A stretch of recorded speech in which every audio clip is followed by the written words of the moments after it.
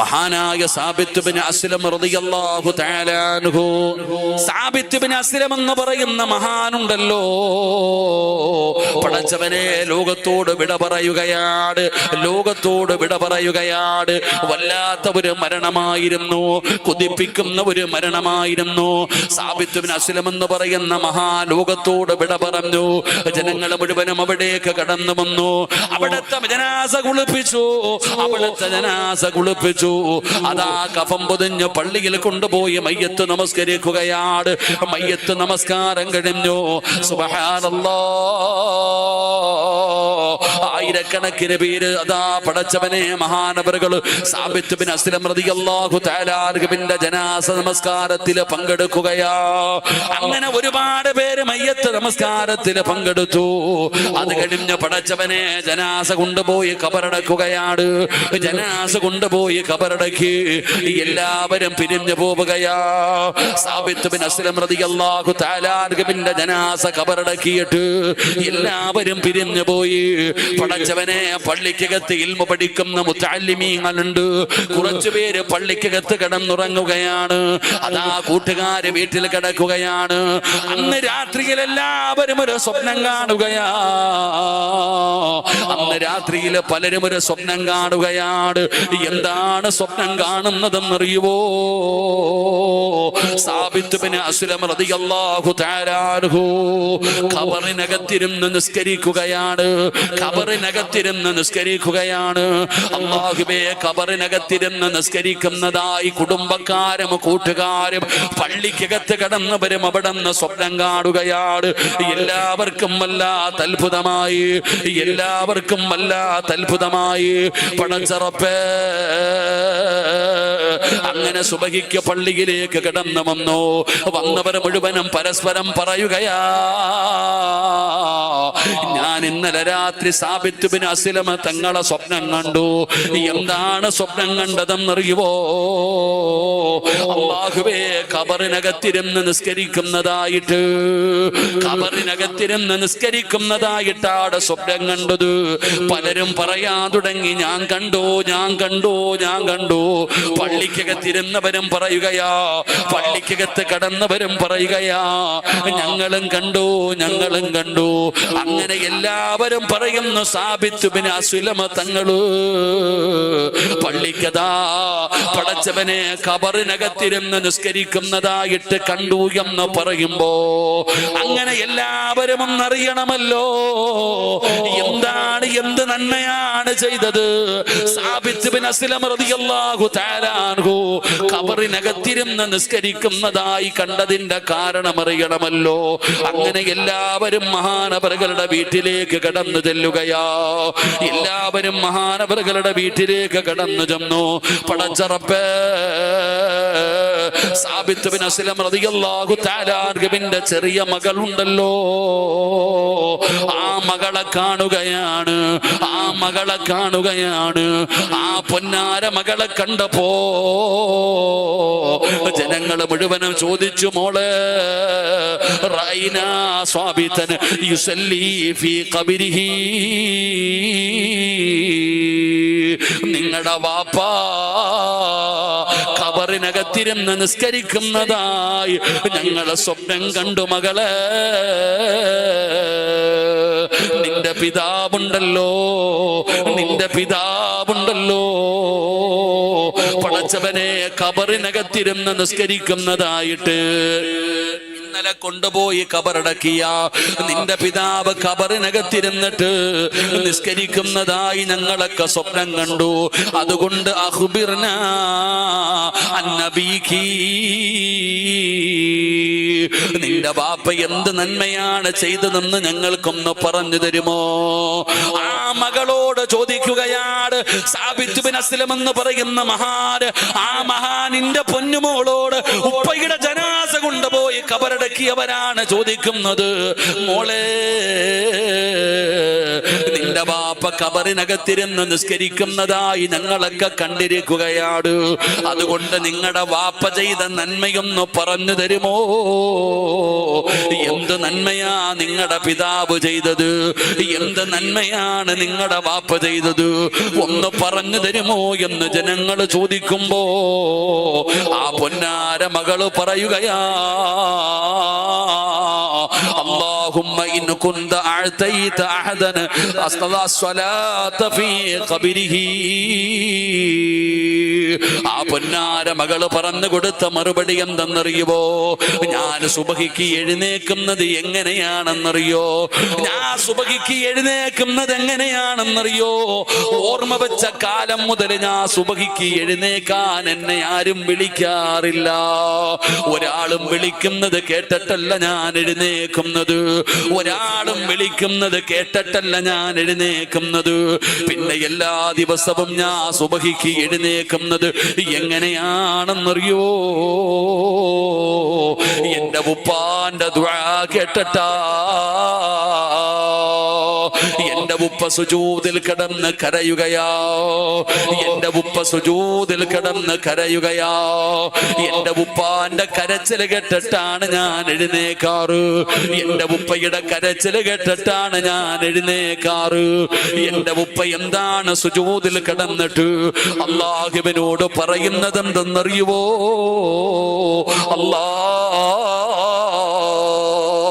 ഖബറിനകത്തിരുന്ന് നിസ്കരിക്കാൻ ആർക്കെങ്കിലും അനുവാദം കൊടുത്താ എനിക്ക് തരണേ അല്ലാ. സാബിത്ത് ബിൻ അസ്ലം റളിയല്ലാഹു തആല അൻഹു എല്ലാ ദിവസവും പാതിരാത്രിയിൽ പടച്ച റബ്ബിനോട് കരഞ്ഞുകൊണ്ട് ചോദിച്ചത് എന്തെന്നറിയുമോ? അല്ലാഹുവേ,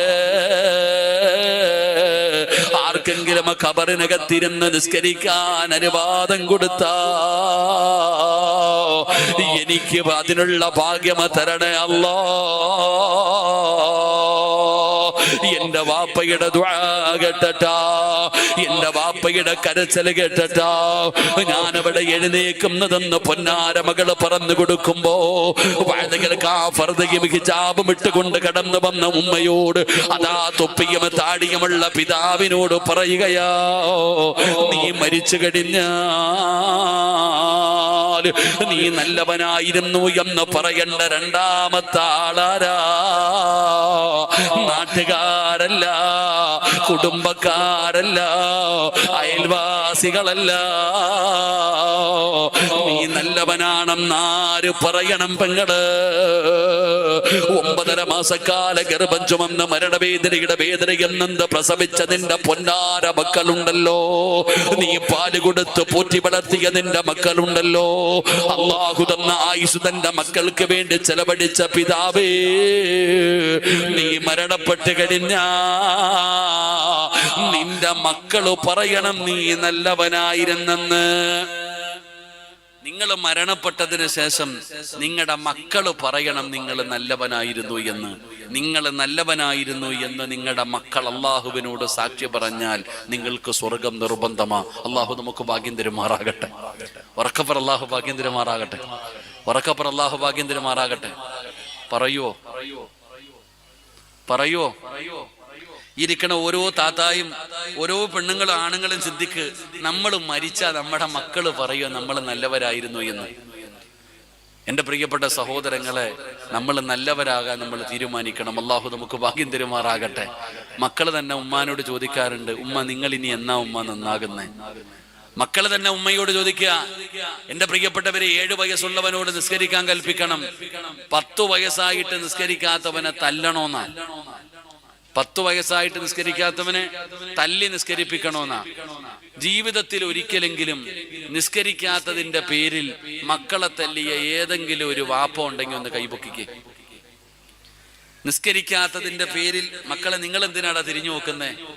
കുട്ടികൾ തിരിഞ്ഞു നോക്ക, നിനക്കറിയാലോ വാപ്പ പൊക്കുവോ ഇല്ലയോ എന്ന്. നിസ്കരിക്കാത്തതിന്റെ പേരിൽ മക്കളെ തല്ലി ഏതെങ്കിലും വാപ്പ ഉണ്ടോ? ഒന്ന് കൈപൊക്കറോ. ഉമ്മമാരൊന്ന് പൊക്കിക്കേ. നിസ്കരിക്കാത്തതിന്റെ പേരിൽ മക്കളെ തല്ലിയ ഉമ്മ, നീ എങ്ങാനും തല്ലാൻ പോയാ മക്കൾ ഇങ്ങനെ നിന്നെ നോക്കിയിട്ട് ചിരിക്കും. ഏതെങ്കിലും വാപ്പയോ ഉമ്മയോ തന്റെ മക്കളെ നിസ്കരിക്കാത്തതിന്റെ പേരിൽ നിസ്കരിക്കടാ എന്ന് പറഞ്ഞ് അടിക്കാൻ പോയാ മക്കൾ ഇങ്ങനെ ഉമ്മാനെ നോക്കിയിട്ട് ചിരിക്കും, ഉപ്പാനെ നോക്കിയിട്ട്. എന്റെ അർത്ഥം എന്നറിയോ? എന്റെ പൊന്നാര വാപ്പ, നിങ്ങളൊന്ന് ആദ്യം നിസ്കരിക്ക്, പിന്നെ എന്നെ തല്ലാൻ വാ. മക്കള് പറയുന്നത്, ഉമ്മ നിങ്ങൾ ആദ്യം ഒന്ന് നിസ്കരിക്കുമ്മ, പിന്നെ നിങ്ങൾ എന്നെ തല്ലാൻ വാ. കാരണം എന്റെ പ്രിയപ്പെട്ടവരെ, മാതാപിതാക്കൾക്ക് തല്ലാനുള്ള അർഹതയില്ല. കാരണം നമ്മൾ നിസ്കരിക്കാറില്ല. എന്റെ പ്രിയപ്പെട്ടവരെ, എത്ര പേരുണ്ട്? അർഹത വേണ്ടേ നമുക്ക്? എടാ, നമ്മുടെ മക്കള്, നാട്ടുകാര് നല്ലത് പറയണ്ട, മക്കള് പറയട്ടെ വാപ്പ നല്ലതാണെന്ന്. ഉസ്താദെ, എന്റെ വാപ്പ കള്ളു കുടിക്കുന്നു, എന്റെ ഉപ്പ കള്ളു കുടിക്കുന്നവനാ, കഞ്ചാവടിക്കുന്നവനാ, ഉമ്മാനെ തല്ലുന്നുണ്ട്, വീട്ടിൽ കയറി വന്നിട്ട് മക്കള് പറയാ. ഉമ്മയുടെ മോശമായ സ്വഭാവങ്ങളെ കുറിച്ച് പരാതി പറയുന്ന മക്കളുണ്ടല്ലോ. നമ്മുടെ മക്കള് പറയണം നമ്മൾ നല്ലവരാണെന്ന്. മക്കൾക്ക് മാതൃകയാകേണ്ടത് മാതാപിതാക്കളാ. ആദ്യത്തെ മദ്രസ വാപ്പയുമ്മയാ. മക്കളുടെ ആദ്യത്തെ മദ്രസ വാപ്പയുമ്മയാ. മക്കളെ പഠിപ്പിക്കേണ്ട ഉത്തരവാദിത്തം മാതാപിതാക്കൾക്കാ. മാതാപിതാക്കളുടെ കടമയാണ് അള്ളയാരാണെന്ന് പഠിപ്പിച്ചു കൊടുക്കണം. മക്കളോടുള്ള ഒന്നാമത്തെ കടമ മക്കൾക്ക് അള്ളയാരാണെന്ന് പഠിപ്പിച്ചു കൊടുക്കണം. നബിതങ്ങൾ ആരാണെന്ന് പഠിപ്പിച്ചു കൊടുക്കണം. ആരാ പഠിപ്പിച്ചു കൊടുക്കുന്നേ? നാളെ കഴിഞ്ഞാലെങ്ങാണ്ട 10ാം ക്ലാസ്സിന്റെ റിസൾട്ട് വരും. തോറ്റു എന്നറിയുമ്പോ കയറ് കൊടുത്തിട്ട് തൂങ്ങാൻ തയ്യാറാ നമ്മുടെ മക്കൾ. മുഴുവൻ A+ വാങ്ങണം, മുഴുവൻ A+ കിട്ടണം, ഇല്ലെങ്കിൽ തൂങ്ങിക്കളയും. അള്ളാഹു കാത്തിരക്ഷിക്കുമാറാകട്ടെ. നാളെ എങ്ങാണ്ട് റിസൾട്ട് വരില്ലേ? 9ാം തീയതി റിസൾട്ട് വരും, കാത്തിരിക്കുക. A+ ഇല്ലെങ്കിൽ കഴിഞ്ഞു. എന്തുകൊണ്ട്? അള്ളാഹിനെ കുറിച്ച് അറിയാത്തത് കൊണ്ട്, അള്ളാഹുവിനെ കുറിച്ച് അറിയാത്തത് കൊണ്ട്. എടോ, നമ്മുടെ മക്കൾക്ക് മാതൃകയാകേണ്ടത് നമ്മളെ കണ്ടല്ലേ നമ്മുടെ മക്കൾ വളരുന്നത്. നിസ്കരിക്കണം, വല്ലാത്ത മടിയാ നമുക്കിതാ. പള്ളിയൊക്കെ മനോഹരമായി. ഞാൻ ഇപ്പൊ ഉസ്താദ് പറഞ്ഞ പള്ളിക്കകത്ത് കയറി നോക്കി, AC പള്ളി അൽഹംദുലില്ലാ മനോഹരം, കാണാൻ എന്ത് രസം. അള്ളാഹു സ്വീകരിക്കുമാറാകട്ടെ, അള്ളാഹു സ്വീകരിക്കുമാറാകട്ടെ. എന്റെ പ്രിയപ്പെട്ട സഹോദരങ്ങളെ, പള്ളിയൊക്കെ പണിതു, പക്ഷെ ഇനി ഈ പള്ളിക്കകത്ത് ഈ പള്ളി കൊണ്ട് പ്രയോജനമുണ്ടാകണം. ഈ പള്ളി അലങ്കരിക്കേണ്ടത് ലൈറ്റും ഫാനും AC-യും മാത്രം കൊണ്ടല്ല. പള്ളി അലങ്കരിക്കേണ്ടത് 5 നേരം നിസ്കരിച്ചിട്ടാ, ഈ പള്ളിക്കകത്ത് വന്ന് ഇബാദത്ത് ചെയ്തിട്ടാ. ഈ പള്ളിക്കകത്ത് വന്ന് ഇബാദത്ത് ചെയ്തിട്ട് വേണം പള്ളി അലങ്കരിക്കാൻ. ഇല്ലെങ്കിൽ നിങ്ങൾ അള്ളാഹുവിന്റെ മുമ്പിൽ കണക്ക് പറയേണ്ടി വരും. അള്ളാഹു നമ്മളെ കാത്തിരക്ഷിക്കുമാറാകട്ടെ. 5 കാര്യങ്ങൾ ഭൂമിയിലിരുന്ന് കരയും. 5 കാര്യങ്ങൾ ഭൂമിയിലിരുന്ന് കരയും. ആ കണ്ണുനീര് നല്ലതല്ല, ആ കണ്ണുനീര് നല്ലതല്ല. 5 കാര്യങ്ങൾ ഭൂമിയിലിരുന്ന് കരയുമെന്നാണ് പടച്ചവനെ. ആ കണ്ണുനീര് നല്ലതല്ല. ആ 5 കാര്യങ്ങളിൽ ഒന്നാമത്തെ കാര്യം എന്തെന്നറിയോ? പള്ളി കെട്ടിയ നാട്ടുകാരോട് പറയുകയാണ്, പള്ളിയൊക്കെ മാറ്റി വെച്ചിട്ട് മനോഹരമായ രീതിയിൽ അതാ ഒരു പുതിയ പള്ളി ലക്ഷങ്ങൾ ചെലവഴിച്ചിട്ട് നിങ്ങൾ പണിതല്ലോ. ഈ പള്ളി കരയും സഹോദരാ. ഈ നാട്ടുകാരറിയാ പറയുകയാ, ഈ നാട്ടുകാരറിയാ പറയുകയാ, പള്ളിയെ കരയിപ്പിക്കല്ലേ, പള്ളിയെ കരയിപ്പിക്കല്ലേ. ഈ പള്ളിയെങ്ങാണ് കരഞ്ഞ ഈ മഹല്ലുകാരറിയും വാപ്പാ, ഈ മഹല്ലുകാരറിയും പെങ്ങള്. എപ്പോഴാണ് പള്ളി കരയുന്നതെന്നറിയോ? നിസ്കരിക്കാൻ പള്ളിക്കകത്ത് ആളില്ലാതെ വന്നാൽ, നിസ്കരിക്കാൻ പള്ളിക്കകത്ത് ആളില്ലാതെ വന്നാ പള്ളി കരയും ചെറുപ്പക്കാരാ, പള്ളി കരയും ചെറുപ്പക്കാരാ. പള്ളി കരഞ്ഞ അല്ലാഹു നമ്മളെ കാത്തിരക്ഷിക്കുമാറാകട്ടെ. അതുകൊണ്ട് മനോഹരമായ രീതിയിൽ പള്ളിയൊക്കെ അലങ്കരിച്ച് പുതിയ പള്ളിയൊക്കെ പണിതല്ലോ സഹോദരാ. ഈ പള്ളിയുടെ പരിസരത്ത് താമസിക്കുന്നവരുണ്ടല്ലോ, അല്ലാഹുവിന്റെ പ്രവാചകൻ സല്ലല്ലാഹു അലൈഹി വസല്ലമ തങ്ങൾ പറയുകയോ, ലാ സ്വലാത്ത ലിജാരിൽ മസ്ജിദി ഇല്ലാ ഫിൽ മസ്ജിദ്. ഈ പള്ളിയുടെ അയൽവാസികൾക്ക് ഈ പള്ളിയിലല്ലാതെ ജമാഅത്ത് നമസ്കാരമില്ല. ഈ പള്ളിയിലല്ലാതെ നിങ്ങൾക്ക് ജമാഅത്ത് നമസ്കാരമില്ല. പടച്ചവനെ, പള്ളിയുടെ അയൽവാസികളാരാ? നബി തങ്ങൾ അവിടെ നിന്ന് പറഞ്ഞല്ലോ, പള്ളിയുടെ 4 ഭാഗത്തുമുള്ള 40 വീട്ടുകാര് ഈ പള്ളിയിൽ നിന്ന് ബാങ്ക് വിളിക്കുന്ന ശബ്ദം ഏതെല്ലാ വീട്ടിൽ കേൾക്കുന്നുണ്ടോ അവര് മുഴുവനും ഈ പള്ളിയുടെ അയൽവാസികളാ. നിങ്ങൾക്ക് നമസ്കാരം ഇവിടെയാണ്, നിങ്ങൾക്ക് ജമാഅത്ത് ഇവിടെയാണ്, എല്ലാവരും പള്ളിയിൽ വന്ന് നിസ്കരിക്കണമടോ. പക്ഷേ വല്ലാത്ത അലസതയാണ്. മഹാനായ ഉമ്മു മക്തൂം റളിയല്ലാഹു തആല അൻഹു 2 കണ്ണും കാണാത്ത സഹാബിയാ, 2 കണ്ണും കാണാത്ത സഹാബിയാ. ആ സഹാബിയാണ് അല്ലാഹുവിന്റെ പ്രവാചകനോട് ഒരിക്കൽ ചോദിച്ചു, നബിയേ യാ റസൂലല്ലാഹ്,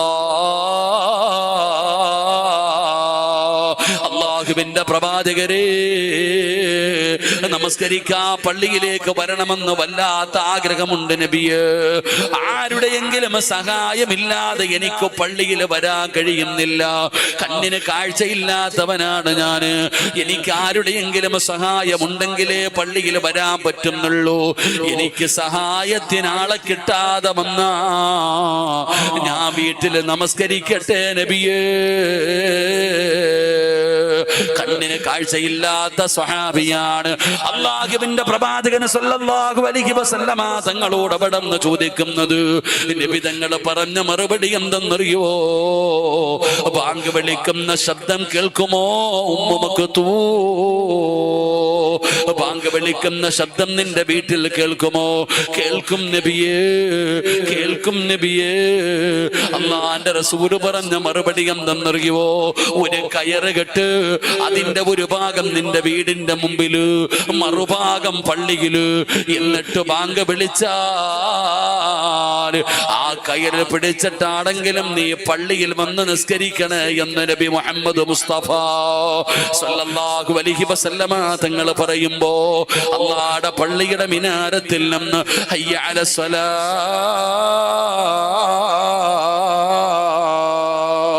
ഹയ്യ അലൽ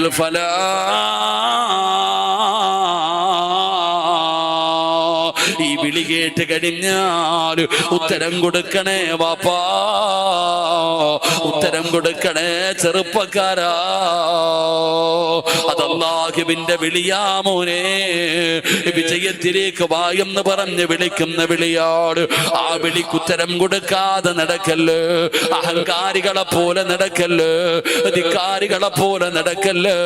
അല്ലാഹു നിന്നെ പടച്ചിരിക്കുന്നത് തന്നെ പടച്ച റബ്ബിന് ഇബാദത്ത് ചെയ്യാരോ. ആ ചിന്തയോടുകൂടി നടക്കണേ സഹോദരാ.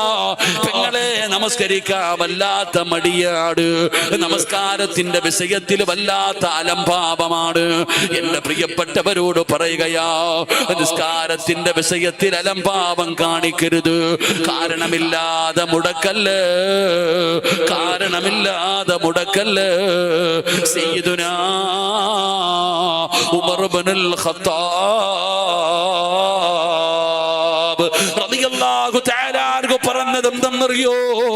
നിസ്കാരം മുടക്കുന്നവരോട്, നിസ്കാരം മുടക്കുന്നവരോട് മഹാനായ ഉമർ തങ്ങൾ പറഞ്ഞത് എന്തെന്നറിയോ? കാരണമില്ലാതെ ഒരു വഖത്ത് നമസ്കാരം ആരെങ്കിലും മുടക്കിയാൽ, കാരണമില്ലാതെ ഒരു വഖത്ത് നമസ്കാരം ആരെങ്കിലും മുടക്കിയ പടച്ചവനെ അവന് കാഫിറാണെന്ന് സയ്യിദുനാ ഉമർ ഇബ്നുൽ ഖത്താബ്. അവൻ ദീനിൽ നിന്ന് പുറത്തു പോകുമെന്നല്ല പറഞ്ഞത്, അതിന്റെ ഗൗരവമാണ് പറഞ്ഞത്. അല്ലാഹുവിന്റെ പള്ളിയുടെ മിനാരത്തിൽ നിന്ന് ബാങ്ക് വിളിച്ചിട്ട് ആ ബാങ്കിന് ഉത്തരം കൊടുക്കാത്തവര്, നിന്റെ മരണം മോശമാ, നിന്റെ ആഖിബത്ത് മോശമാ, ഈമാനില്ലാത്ത മരണമാ പെങ്ങള്. നിസ്കരിക്കാത്തവളുടെ ആഖിബത്ത് മോശമാണ്. അവൾക്ക് ലാ ഇലാഹ ഇല്ലല്ലാഹ് പറഞ്ഞു മരിക്കാൻ കഴിയില്ല. ഈമാനുള്ള ഒരു മരണം അല്ലാഹു കൊടുക്കില്ല. അതുകൊണ്ടാണ് അതിന്റെ ഭയാനകമായ അവസ്ഥയെ കുറിച്ച് മഹാനായ ഉമർ തങ്ങൾ അവിടെ നിന്ന് പരിചയപ്പെടുത്തിയത്. അതുകൊണ്ട് എന്റെ പ്രിയപ്പെട്ടവരോട് പറയുകയാ, ഉപ്പമാരേ, നിങ്ങൾ 5 വഖത്ത് നിസ്കരിക്കുന്നവരാകു, നീ 5 വഖത്ത് നിസ്കരിക്കുന്നവരാകു. നീ നിസ്കാരം തുടങ്ങിയ നിന്റെ ഭാര്യ നിസ്കരിക്കുമല്ലോ, നിന്റെ മക്കള് നിസ്കരിക്കുമല്ലോ, നിന്റെ വീട് നിസ്കാരമുള്ള വീടാകുമല്ലോ. എന്റെ പ്രിയപ്പെട്ടവരെ, സമാധാനമല്ലേ എല്ലാവർക്കും വേണ്ടത്? സമാധാനമുള്ള ജീവിതമല്ലേ എല്ലാവർക്കും വേണ്ടത്? എങ്കിൽ അല്ലാഹു പറഞ്ഞതെന്തെന്നറിയോ? ലോകം സമാധാനമില്ലാതെ എവിടെ നിന്നാണ് സമാധാനം കിട്ടുന്നത്? ഉസ്താദേ, കാറുണ്ട്, വീടുണ്ട്, പണമുണ്ട്, ഭാര്യയുണ്ട്, മക്കളുണ്ട്, അല്ലാഹു എല്ലാം തന്നിട്ടുണ്ട്. പക്ഷേ സമാധാനമില്ലാത്ത ഉപ്പാ, അല്ലാഹു എല്ലാം തന്നില്ലേ പെങ്ങള്? കാറ് തന്നില്ലേ? സ്വർണം തന്നില്ലേ? തിന്നാൻ തന്നില്ലേ? കുടിക്കാൻ തന്നില്ലേ? ധരിക്കാൻ തന്നില്ലേ? കേറിക്കിടക്കാൻ വീട് തന്നില്ലേ? അല്ലാഹു നിനക്കെല്ലാം തന്നിട്ട് എന്തേ നിന്റെ മുഖത്തൊരു സന്തോഷമില്ലാത്തത്? സമാധാനമില്ലല്ലോ, സമാധാനമില്ലല്ലോ. എങ്കിലും സമാധാനം കിട്ടാനുള്ള വഴി എന്താ? അള്ളയല്ലേ പറഞ്ഞത് സമാധാനം വേണോ? മൻ അമില സ്വാലിഹൻ മിൻ ദക്കരിൻ ഔ ഉൻസാ വഹുവ മുഅ്മിൻ ഫലനുഹയ്യന്നഹു ഹയാതൻ ത്വയ്യിബാ. അല്ലാഹുവിന്റെ പരിശുദ്ധമായ ഖുർആൻ പറയുകയാ, രാജാക്കന്മാരെ പോലെ ജീവിക്കണോ? ലോകത്തിലെ ഏറ്റവും വലിയ സമ്പന്നനെ പോലെ, രാജാക്കന്മാരെ പോലെ, രാജാക്കന്മാരെ പോലെ നിനക്കൊരു ജീവിതം വേണോ പിതാവേ? ചെറുപ്പക്കാരാ, പെങ്ങള്, ഈ ലോകത്ത് നിനക്ക് സമാധാനമായിട്ടുള്ള ഒരു ജീവിതം വേണോ? രാജാക്കന്മാരെ പോലെ ജീവിക്കണോ? രാജകുമാരിയെ പോലെ നിന്റെ വീട് മാറണോ? നിനക്കൊരു സന്തോഷമുള്ള ജീവിതം വേണോ? അല്ലാഹു പറയുകയാ, മൻ അമില സ്വാലിഹൻ മിൻ ദക്കരിൻ ഔ ഉൻസാ വഹുവ മുഅ്മിൻ ഫലനുഹയ്യന്നഹു ഹയാതൻ ത്വയ്യിബാ. അല്ലാഹു പറയുകയാ, രാജാക്കന്മാരെ പോലെ, രാജകുമാരിയെ പോലെ നിങ്ങൾക്ക് ജീവിക്കണോ?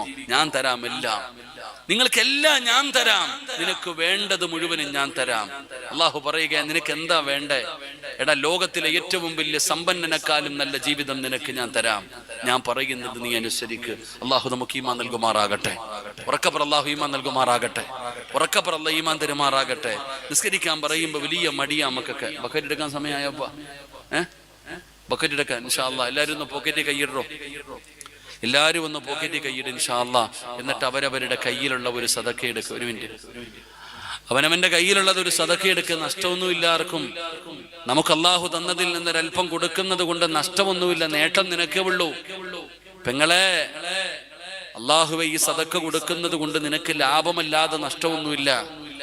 ഞാൻ ഇന്ന് പുത്തൂര് ഭാഗത്തൊരു വീട്ടിൽ പോയി.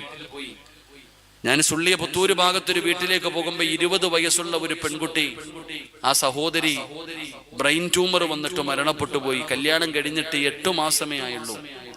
8 മാസം മാത്രമായ ആ സഹോദരി മരിച്ച വീട്ടിലെ ഞാൻ ഇന്ന് പോയി ദുആ ചെയ്തിട്ട് വന്നത്. 5 വയസ്സുള്ള ഒരു കുഞ്ഞിന് ക്യാൻസർ. ഉസ്താദേ, എപ്പോഴും പനി, എൻ്റെ കുഞ്ഞിന് പനി മാറുന്നില്ല. ഡോക്ടർ പറഞ്ഞു, നട്ടെല്ലിൽ നിന്ന് കുത്തിയെടുത്തിട്ട് ടെസ്റ്റിന് അയക്കണം. എൻ്റെ പൊന്നുമോനു വേണ്ടി ദുആ ചെയ്യണം ഉസ്താദേ. അല്ലാഹു ശിഫ കൊടുക്കുമാറാകട്ടെ.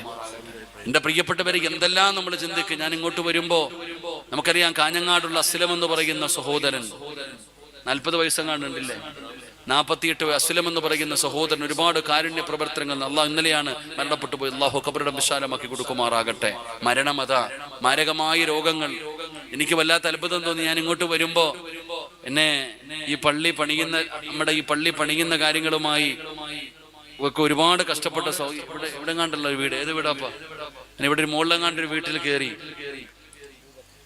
അബൂബക്കർ സാഹിബിന്റെ വീട്ടിൽ പോയി. ഇവിടെ പോകുമ്പോൾ ഒരു ചെറിയ പൊന്നുമോള്, അള്ളാഹു ആ പൊന്നുമോൾക്ക് ആഫിയത്തുള്ള ദീർഘായുസ്സ് എടുക്കുമാറാകട്ടെ. എൻ്റെ ചെറിയ മോളെ കണ്ടു. ആ കുട്ടിക്ക് എന്തോ രോഗവും പ്രയാസമൊക്കെ ഉണ്ട് ആ പാവത്തിന്. പക്ഷേ എന്നെ കണ്ടപ്പോ സിറാജ് ഉസ്താദ് എന്ന് പറഞ്ഞിട്ട് വല്ലാത്ത സന്തോഷം. ഇരിക്കുസ്താദ് എൻ്റെ കയ്യെ പിടിച്ച് എന്നെ ഇരുത്തി. ആ പൊന്നുമോൾ, എനിക്ക് സത്യം പറഞ്ഞ പെൺകുട്ടി എന്നാൽ എന്നെ കണ്ടപ്പോ മോൾ എൻ്റെ അടുത്ത് എൻ്റെ കയ്യിൽ പിടിച്ചിരിക്കുസ്താദെ, എൻ്റെ കയ്യില് എന്നോട് ഒരുപാട് വിശേഷങ്ങളൊക്കെ ചോദിച്ചു, കയ്യിൽ പിടിച്ചു, ഉമ്മ വെച്ചു ആ മോള്. അള്ളാഹു പൊന്നുമോൾക്ക് ആഫിയത്തുള്ള ദീർഘായുസ്സ് കൊടുക്കുമാറാകട്ടെ. പൊന്നുമോളുടെ രോഗങ്ങൾക്ക് അല്ലാഹു ശുഭ നൽകുമാറാകട്ടെ. നമ്മൾ ഇതുപോലെ എത്രയോ പേരെ കാണുന്ന സഹോദര, ഒരൊറ്റ നിമിഷം പോരെ നിന്റെ വീടും ജാഗയും സ്വർണവും പണവും എല്ലാം ഇല്ലാതാകാൻ ഒരൊറ്റ തലകറങ്ങി വീണാ പോരെ. അള്ളാഹു നമ്മളെ കാത്തിരക്ഷിക്കുമാറാകട്ടെ. ഒരുപാട് രോഗമുള്ളവരുണ്ട്, മരുന്ന് കഴിച്ചിട്ട് രോഗം മാറാത്തവരുണ്ട്. എല്ലാ രോഗത്തിനും മരുന്നുണ്ടോ? എല്ലാ രോഗത്തിനും മരുന്നുണ്ട്. മഹാനായ ആദരവായ പ്രവാചകൻ നബി മുഹമ്മദ് മുസ്തഫ സല്ലല്ലാഹു അലൈഹി വസല്ലമ തങ്ങൾ പറഞ്ഞു, അള്ളാഹുവിന് ചില അടിമകളുണ്ട്. ആ അടിമകൾക്ക് രോഗം വന്നാൽ അവര് സദക്ക കൊടുത്ത് ചികിത്സിക്കുമെന്ന് ആദരവായ പ്രവാചകൻ നബി മുഹമ്മദ് മുസ്തഫ. അതുകൊണ്ട് സദക്ക കൊടുത്തിട്ടാ ചികിത്സിക്കേണ്ടത്. സംഘാടകർ ബക്കറ്റുമായി നിങ്ങളുടെ മുമ്പിലേക്ക് കടന്നു വരുന്നു. അൽഹംദുലില്ലാഹ്, നിങ്ങളുടെ കയ്യിലുള്ളതിൽ ഒരു സദക്ക എടുക്ക്. അല്ലാഹുവേ, എന്റെ ശരീരത്തിൽ എവിടെയെങ്കിലും ക്യാൻസറോ ട്യൂമറോ പോലെയുള്ള മാരകമായ ഏതെങ്കിലും രോഗത്തിന്റെ അണുക്കൾ എന്റെ ശരീരത്തിൽ ഉണ്ടെങ്കിൽ പടച്ചവനെ, ഈ കൊടുക്കുന്ന സദക്ക ഒരു മരുന്നാക്കി എന്റെ രോഗത്തെ നീ ശിഫയാക്കി തരണം. ഒരൊറ്റ നീയത്തോടെ അവനവന്റെ കയ്യിലുള്ളത് ഊരി കൊടുക്ക്, അവരുടെ കയ്യിലുള്ളത് കൊടുക്ക്. അള്ളാഹു കബൂലാക്കുമാറാകട്ടെ. ബക്കറ്റുമായിട്ട് പോകുന്ന ചങ്ങാതി ആരാ? ബക്കറ്റും കൊണ്ട് പോണതാരാ? ആരാ ബക്കറ്റുമായിട്ട് പോണ? ചെറിയ മക്കളെ ഇങ്ങോട്ട് പോടാ. ബക്കറ്റുമായിട്ട് പോകുന്ന ചങ്ങാതിമാര് പതുക്കെ പോണം കേട്ടോ മോനെ. സമാധാനത്തിൽ പോണം. അല്ലാഹു, ഞാൻ പോയേനല്ല പടച്ചവനെ, അവനെ ഇനി വിളിച്ചിരുന്നെങ്കിൽ. കാരണം ഈ ബക്കറ്റ് പിരിവെടുക്കുന്നതാണ് ഏറ്റവും വലിയ പ്രതിഫലം കിട്ടുന്ന കാര്യം. ഇൻഷാ അല്ലാഹ് അല്ലാഹു മക്കൾക്ക് സ്വർഗം കൊടുക്കുമാറാകട്ടെ. അപ്പൊ ഇൻഷാ അല്ലാഹ് എല്ലാവരും അൽഹംദുലില്ലാഹ് അവരവരെ കൊണ്ട് കഴിയുന്ന ഒരു സഹായം 3 സ്വലാത്ത് സ്വല്ലല്ലാഹു അലാ മുഹമ്മദ്.